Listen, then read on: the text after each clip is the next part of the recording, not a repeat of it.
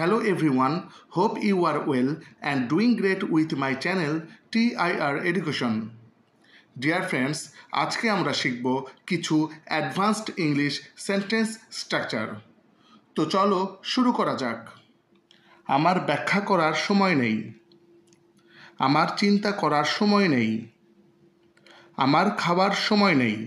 এই ধরনের বাক্যগুলো বলতে হলে স্ট্রাকচারটি হবে I don't have time to plus ভার্বের present form plus other word.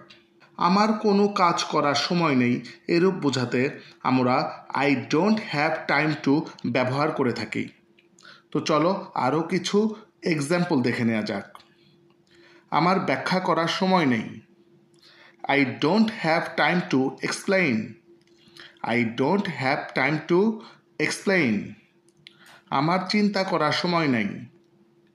I don't have time to think. I don't have time to think. আমার খাওয়ার সময় নেই। I don't have time to eat. I don't have time to eat. আমার বেড়াতে যাওয়ার সময় নেই। I don't have time to travel. I don't have time to travel. আমার টিভি দেখার সময় নেই। I don't have time to watch TV. I don't have time to watch TV. Dear friends, এখন আমরা এর পরের স্ট্রাকচারটিতে চলে যাব। আমার কোনো বন্ধু ছিল না। তার কোনো বাড়ি ছিল না। তাদের কোনো জমি ছিল না। এই ধরনের বাক্যগুলো বলতে হলে স্ট্রাকচারটি হবে subject plus had no plus other word. তার বা আমার কোনো কিছু ছিল না বোঝাতে হ্যাড নো ব্যবহার করতে হয়। তো চলো কিছু উদাহরণ দেখে নিয়ে। আমার কোনো বন্ধু ছিল না। I had no friend. I had no friend. তার কোনো বাড়ি ছিল না। He had no house. He had no house. তাদের কোনো জমি ছিল না। They had no land. They had no land. তার কোনো ভাই ছিল না। He had no brother. He had no brother. তাদের কোনো অহংকার ছিল না। They had no pride. They had no pride. Friends, now it's your time.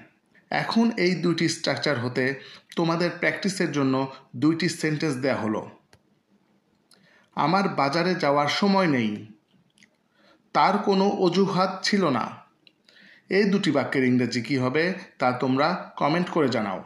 Dear friends, এরপর আমরা একটি গুরুত্বপূর্ণ স্ট্রাকচার শিখব। যেমন আমি কলেজের দিকে যাচ্ছি। তারা জাদুঘরের দিকে যাচ্ছে। সে রেল স্টেশনের দিকে যাচ্ছে। এই ধরনের কথাগুলো বলতে হলে আমাদের স্ট্রাকচারটি হবে subject plus am is are plus going towards plus other word. এখানে এম ইজ আর বসবে সাবজেক্ট অনুসারে। ফ্রেন্ডস, কেউ কোনো কিছুর উদ্দেশ্যে বা দিকে যাচ্ছে, একটা দিকে যাচ্ছে এরূপ বোঝাতে আমরা গোয়িং টু ওয়ার্ডস ব্যবহার করে থাকি। তো চলো আরও কিছু এক্সাম্পল দেখে নেই। আমি কলেজের দিকে যাচ্ছি। I am going towards college. I am going towards college. তারা জাদুঘরের দিকে যাচ্ছে। They are going towards museum. They are going towards museum. সে রেল স্টেশনের দিকে যাচ্ছে। He is going towards railway station. He is going towards railway station. Rana movie থিয়েটারের দিকে যাচ্ছে। Rana is going towards movie theatre. Rana is going towards movie theatre. আমি বাজারের দিকে যাচ্ছি। I am going towards market. I am going towards market. Dear friends, এরপরে আমরা শিখব একটি গুরুত্বপূর্ণ স্ট্রাকচার। তুমি কি আমাদের সাথে যাবে? তুমি কি রাতের খাবার খাবে? সে কি এই মুভিটা দেখবে? এই ধরনের বাক্যগুলো বলতে হলে আমাদের স্ট্রাকচারটি হবে উইল প্লাস সাবজেক্ট প্লাস ভার্বের present form plus other word plus একটি কোশ্চেন মার্ক। তুমি বা সে কি কিছু করবে এরূপ বোঝাতে আমরা উইলকে ব্যবহার করে থাকি। তো চলো কিছু এক্সাম্পল দেখে নেই। তুমি কি আমাদের সাথে যাবে? Will you come with us? Will you come with us? তুমি কি রাতের খাবার খাবে? Will you take dinner? Will you take dinner? সে কি এই মুভিটা দেখবে? Will he watch this movie? Will he watch this movie? তুমি কি এই বইটা কিনবে? Will you buy this book? Will you buy this book? সে কি বাজারে যাবে? Will he go to market? Will he go to market?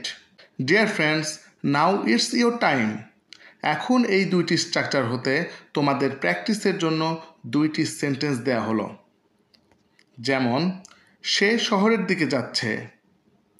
তুমি কি ইংরেজি শিখবে? এই দুটি বাক্যের ইংরেজি কী হবে তা তোমরা কমেন্ট করে জানাও। ভিডিওটি ভালো লেগে থাকলে একটি লাইক করে দিও এবং চ্যানেলটিতে সাবস্ক্রাইব করে দিও। See you in the next video. Goodbye.